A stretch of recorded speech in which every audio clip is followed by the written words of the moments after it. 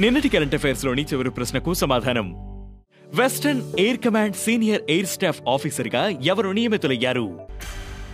Western air command senior air staff officer గా air marshal Jasvir Singh Maan బాధ్యతలు స్వీకరించారు. 3 దశాబ్దాలకు పైగా వైమానిక దళంలో సేవలనందిస్తున్న జస్వీర్ అతి విశిష్ట సేవా పథకం, వాయుసేన పథకం వంటి అవార్డులు అందుకున్నారు. ఇక మొదటిది కృషినివేశ్ పోర్టల్ ప్రారంభం. వ్యవసాయంలో పెట్టుబడులను ప్రోత్సహించడానికి వ్యవసాయం మరియు రైతు సంక్షేమ మంత్రిత్వ శాఖ కృషినివేశ్ పోర్టల్ ను జూన్ 1, 2025న ప్రారంభించింది. ఈ పోర్టల్ రైతులు, వ్యవస్థాపకులు మరియు పరిశ్రమలకు వన్ స్టాప్ ప్లాట్ఫామ్ గా పనిచేస్తుంది. ఇది వ్యవసాయ రంగంలో కేంద్ర మరియు రాష్ట్ర ప్రభుత్వ పథకాలను సులభంగా పొందేలా చేస్తుంది. ఇక రెండవది కొత్త కరెన్సీ నోట్లు ప్రవేశపెట్టిన బంగ్లాదేశ్.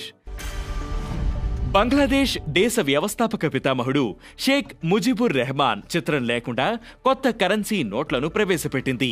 హిందూ ఆలయాలు, బౌద్ధ విహారాలు, జైన్ అరేబియన్ కళా రచనలు, 1971లో జరిగిన విమోచన యుద్ధంలో అమరుల స్మారకాలను కొత్త నోట్లపై ముద్రించింది. ఇది బంగ్లాదేశ్ తాత్కాలిక ప్రభుత్వం తీసుకున్న కీలక నిర్ణయాల్లో ఒకటి. ఇక మూడవది సిఎస్ఐఆర్ ఐఐపిలో రాష్ట్రీయ బౌద్ధిక సంపద మహోత్సవం.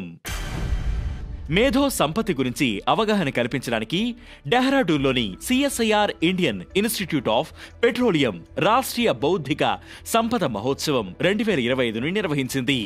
ఆజాదీ కా అమృత్ మహోత్సవ్లో భాగంగా 2023 జూలైలో దీనిని ప్రారంభించారు. ఇక నాలుగవది ప్రపంచంలోనే అతిపెద్ద రుణదారుగా జర్మనీ. 2024లో ప్రపంచంలోనే అతిపెద్ద రుణదారుగా జర్మనీ అవతరించింది. 34 ఏళ్లుగా అతిపెద్ద రుణదారుగా ఉన్న జపాన్ను జర్మనీ అధిగమించింది. యూరో విలువతో పాటు కరెంట్ అకౌంట్ సర్ప్లస్ పెరగడం దీనికి కారణం. యెన్ బలహీనపడటం, వృద్ధ జనాభా పెరిగిపోవడం వల్ల జపాన్ వెనుకబడింది. ఇక ఐదవది యుఎన్ జనరల్ అసెంబ్లీ సెషన్ అధ్యక్షురాలిగా అనాలీనా బెర్బోక్. ఐక్యరాజ్య సమితి 80వ జనరల్ అసెంబ్లీ సెషన్ కు అధ్యక్షురాలిగా జర్మనీ మాజీ విదేశాంగ మంత్రి అనాలీనా బెర్బోక్ ఎన్నికయ్యారు. యుఎన్ చరిత్రలో ఈ జనరల్ అసెంబ్లీకి అధ్యక్షత వహించిన 5వ మహిళ కాగా పశ్చిమ ఐరోపా నుంచి ఎన్నికైన తొలి మహిళగా అనాలీనా నిలిచారు. ఇక ఈ రోజు కరెంట్ అఫైర్స్ క్వశ్చన్: క్రికెట్లో భారతదేశపు మొట్టమొదటి మహిళా అంపైర్ ఎవరు? ఈ ప్రశ్నకు సమాధానం మీరే కామెంట్ చేయండి.